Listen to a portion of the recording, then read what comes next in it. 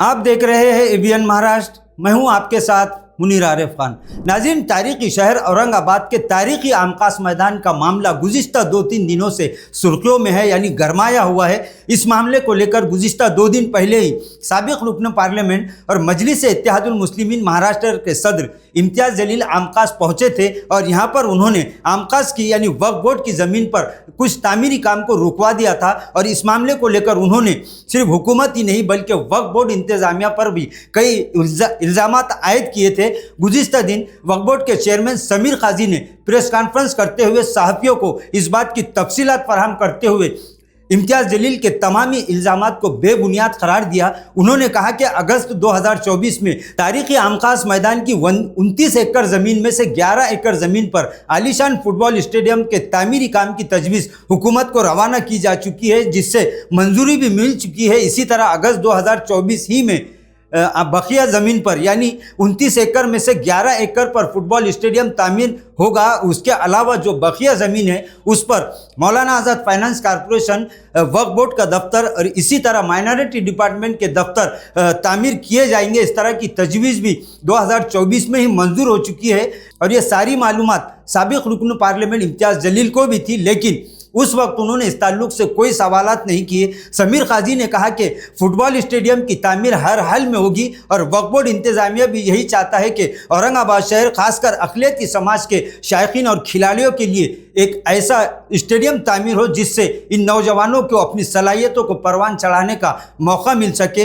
वक्फ board इंतज़ामिया इस मामले को लेकर पहले ही दिन से संजीदा है और जब तक यहाँ पर आलीशान फुटबॉल स्टेडियम तामीर नहीं होगा, वक्फ बोर्ड अपनी पूरी जिम्मेदारी इस मामले को लेकर अदा करता रहेगा। इसी तरह उन्होंने साबिक़ रुकन पार्लियामेंट इम्तियाज़ जलील के दीगर इल्ज़ामात को भी बेबुनियाद करार देते हुए कहा कि इस तरह के इल्ज़ामात आयद करने से पहले साबिक़ रुकन पार्लियामेंट इम्तियाज़ जलील को तमाम तफसीलात जाननी चाहिए थी। उन्होंने ये भी कहा कि वो इस मामले को लेकर सियासत करने की हरगिज़ कोशिश ना करे। देखिए, जो वक्फ बोर्ड का जो ऑफिस का काम शुरू हुआ था, वो काम शुरू होने के बाद सन्माननीय इम्तियाज़ जलील साहब ने जो भी कल हंगामा किया, वो उनको कुछ इन्फॉर्मेशन ऐसी मिली थी कि ये काम इलीगल हो रहा है। इस मामले में जो हमने जानकारी ली है अभी वक्फ बोर्ड चेयरमैन के नाते, 13 अगस्त 2024 को तत्कालीन अल्पसंख्यक तथा वक्फ मंत्री माननीय अब्दुल सत्तार साहब के अध्यक्षता में एक बैठक हुई थी कलेक्टर ऑफिस में, जिसमें सिटी इंजीनियर थे, लैंड रिकॉर्ड्स के ऑफिसर थे, जिला क्रीड़ा अधिकारी थे और शिव नरेश स्पोर्ट्स जो फुटबॉल स्टेडियम के आर्किटेक्ट है। तो ये लोग वहां पर उपस्थित थे और उसी बैठक में ये सिर्फ ऑफिस वक्फ बोर्ड का नहीं हो रहा है बल्कि मौलाना आजाद का भी ऑफिस हो रहा है, ये अल्पसंख्यक आयुक्तालय का भी ऑफिस हो रहा है। ये तीनों ऑफिस के बारे में ये माइनॉरिटी मिनिस्ट्री के अंडर आता है, उन्होंने डिसीजन लिया है और 4 अक्टूबर की इसकी प्रशासकीय मान्यता हुई और 6 दिसंबर को इसका वर्क ऑर्डर पीडब्ल्यूडी ने दिया, जिसमें ये टेंडर अथॉरिटी के नाते वक्फ बोर्ड का कोई रोल नहीं है। इसका पैसा गवर्नमेंट दे रही है और गवर्नमेंट ने डायरेक्ट पीडब्ल्यूडी को अपॉइंट किया है टेंडर निकालने के लिए। इसकी जो पूरी जगह है आम खासा मैदान की, वो 29 एकड़ जगह है, जिसमें फुटबॉल स्टेडियम का जो प्लान है जो मेरे सामने अभी रखा हुआ है वो 11 एकड़ में है।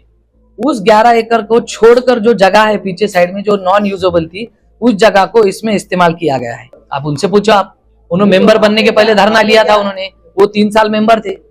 अब ये सवाल जिन्होंने धरना दिया उनको पूछो ना। नहीं तो अभी आप हमारे पास से जो धरना से मतलब मेरे समझ नहीं आया, इंस्टीट्यूट का नाम बोलो ना। जो लोग वहाँ पर बैठे हुए हैं, अच्छा, उनको एक लमसम धरना से अच्छा। तो स्पेसिफिक देखो, जालना रोड पे जितने भी लोग इंक्रोचमेंट में, हमने एफआईआर की नोटिस निकाली है, उसका लीगल प्रोसीडिंग चालू है।